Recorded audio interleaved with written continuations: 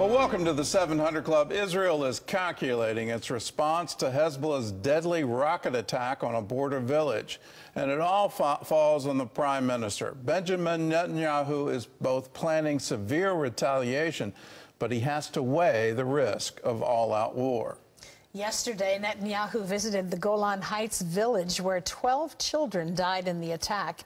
He expressed solidarity with the families, saying, "These children are our children." CBN's Chris Mitchell reports. Like all citizens of Israel and people across the entire world, we were profoundly shocked by this terrible killing. The Prime Minister also pledged to send a powerful message to Hezbollah. These children are our children. They are the children of all of us. The state of Israel will not and cannot ignore this. Our response will come, and it will be severe. Retired Major General Yaakov Amidror of the Jerusalem Institute for Strategy and Security tells CBN News Israel must take the time it needs to ensure a successful mission. We are not in a rush, not at all. The more it will be prepared, the better. Here we have to retaliate, and the retaliation should be well prepared before you use it. You have to prepare the retaliation and all the arrangements for the consequences of the retaliation. In anticipation of a coming attack, the Associated Press reports Hezbollah is preparing its own retaliation that would involve precision-guided, long-range missiles. The report adds that Hezbollah doesn't want a full-blown war. Amidror adds Israel's show of force will indicate what direction it's ready to take. It very much depends on the decision of the decision makers. Do they ready to go to a big war? If the answer is yes, it's one set of targets.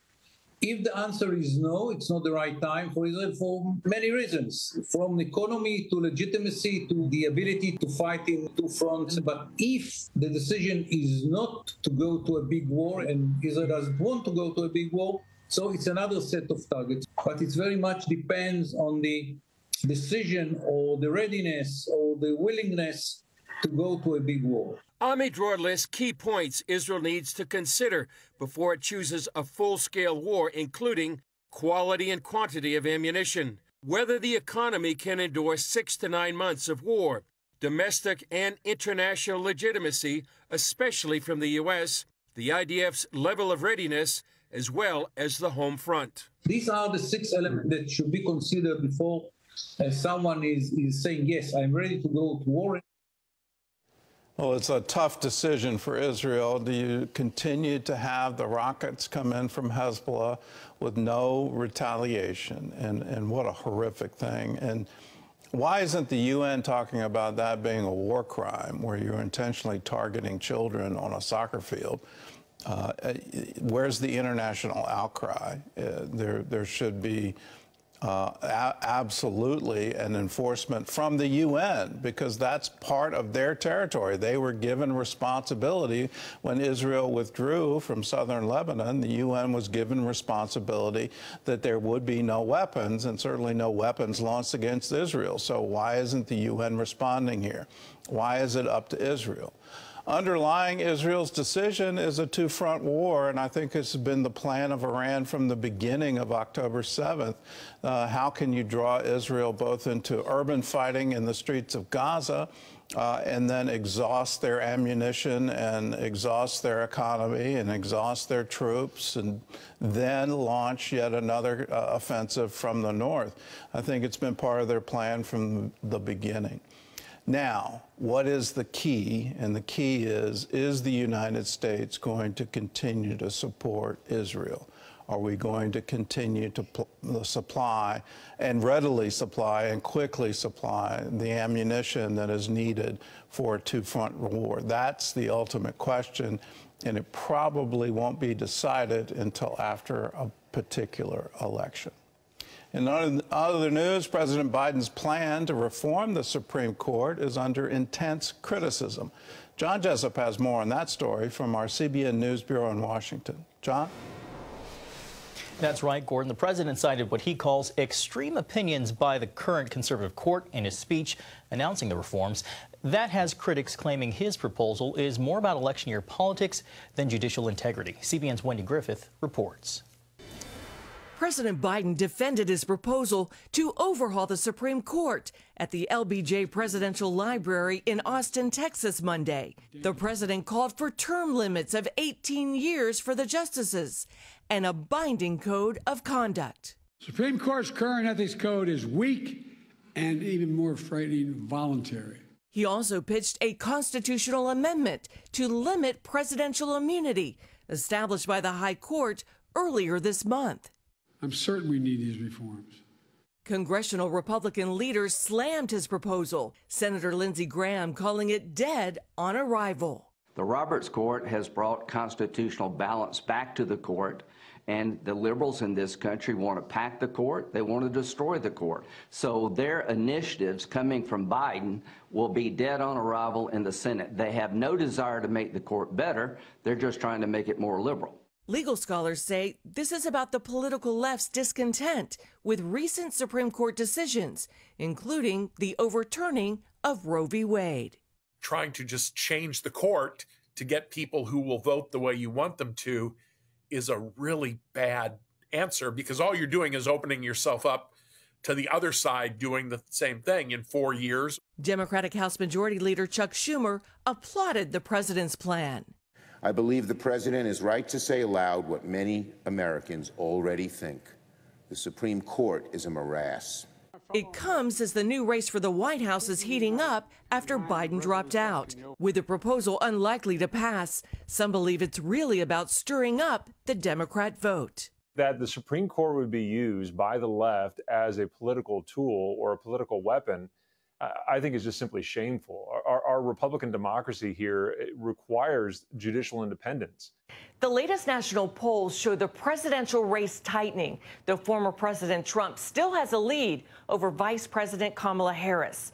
At a private fundraiser, Republican vice presidential candidate J.D. Vance reportedly said Harris is a stronger candidate than Biden because she's younger and doesn't face the same struggles as the president. But Trump argues Harris is too ultra-liberal. Wendy Griffith, CBN News. Well, better soil equals better health. That's a message from one North Carolina farmer who's taking an initiative to transform her land and her produce. The practice of regenerative farming can lead to healthier food and a better bottom line. CBN's Brody Carter shows us how. The Earth's soil. It's not glamorous, but biblically it's where you and I come from, and also our food, both plant and animal. One farmer here in Newton Grove, North Carolina, is making it her priority to study soil health, because when it comes to feeding her family, it favors them too. We can change our health and our communities just by focusing on soil health. You can smell the difference. Lisa Williams and her son Lance have transformed their 55-acre farm through regenerative farming. Lisa's focus is to regenerate the soil and ecosystems while avoiding conventional pesticides, herbicides, and fertilizers. It's taken roughly 4 years to cultivate the land, raising the healthiest cows and chickens to feed her family. If you have healthy soil, you have healthy grasses. If you have healthy grasses, you have healthy livestock. In our case, it's Hereford cattle. They fertilize the fields the old-fashioned way, with cow patties. They have no antibiotics, they're drug-free. We don't spray anything on them.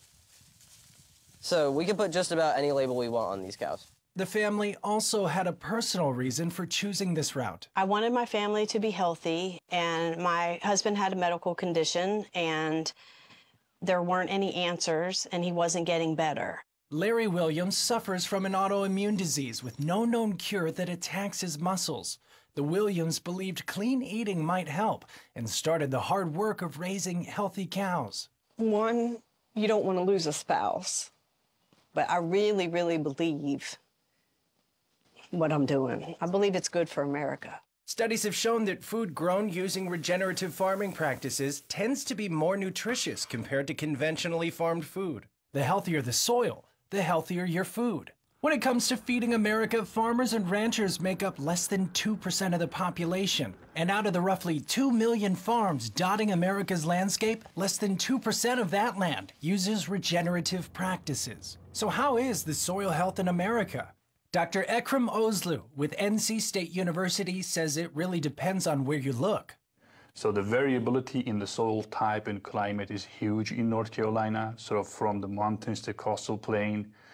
Everything can change region by region. Dr. Ozlu works with farmers in North Carolina to help their fields cultivate healthy soil that can better withstand drought and flooding. Because soil health or soil in general is like a retirement package. As much as you put there, later you get the benefit. You know, we have a human health crisis going on, whether we want to admit it or not.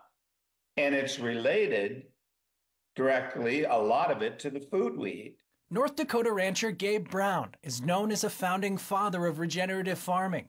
An author and consultant, Brown teaches farmers worldwide how to regenerate their dirt and make more money doing it. I'm literally 10 times more profitable per acre now than I was back then. Gabe's success and recognition have caught Washington's attention, leading to an invitation to testify before Congress about regenerative farming. Brown tells CBN News that science finds healthy soils produce food with more than 60% higher vitamins, fatty acids, and nutrients. You've eaten a tomato out of a garden. You know how good that is, and I'm assuming you like tomatoes. Well, then go buy one and look what you get in a restaurant or a store. Look, that isn't even the same thing. There can be challenges, however, when switching to regenerative practices. For example, it can take up to 5 years to see a return on the investment in terms of the soil's health or profit. But once they realize what we are proposing here is actually not a new thing, we are just regenerating what we used to do in a way which could be an alternative to today's agricultural practices and still providing them the same benefits, but also making them more sustainable. For Lisa and others, this is more than just better soil. This method can improve people's health, communities, and economic impact. It's a cycle. For every one farmer it creates, every one job in production agriculture creates 3 to 4 off-the-farm jobs. Given that America imports roughly 15% of our food, Lisa sees this as a national security component. We can't constantly rely on other countries to feed us. Today, Lisa is also spreading the wealth by teaching others what she's learned. As a board member on the North Carolina Soil Health Coalition, she's using a $75,000 grant to educate state farmers about soil health. God created everything. He created the insects, he created the plants. He worked for 6 days, and on the 7th day, he rested. And that's what they're asking you to do in regenerative agriculture. I just want to be good stewards of what God's given me. Reporting in North Carolina, Brody Carter, CBN News. Well, the Bible echoes this. The regenerative concepts that you see coming up now in our farming was all written thousands of years ago. And the whole concept of giving the land a rest every 7 years. Crop rotation, all of these things, you go back to the Bible, they're very key insights on how to make a desert bloom. And so just imagine what it can do to your average family farm. So I applaud this. This is absolutely wonderful.